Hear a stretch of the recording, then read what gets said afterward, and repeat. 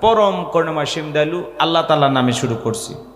যে কোনো কাজ শুরু করব কার নামে? আল্লাহর নামে কাজ শুরু করলে কল্যাণ আছে না নাই? বরকত আছে না নাই? তাহলে সূরার নাম কাউসার। সবাই ঠোঁট মিলিয়ে কণ্ঠ উজাড় করে আমার সাথে তেলাওয়াত করুন। ইন্না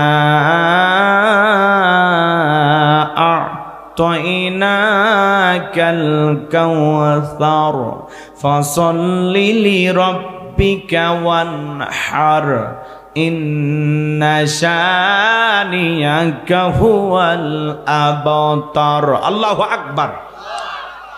যে কোনো আয়াত বা সূরার তাফসীর করতে হলে কোন প্রেক্ষাপটে কোন সময় রসুলের উপরে সে আয়াতটি বা সূরাটি নাজিল হয়েছে, সে নাজিলের প্রেক্ষাপট জানার দরকার আছে না নাই?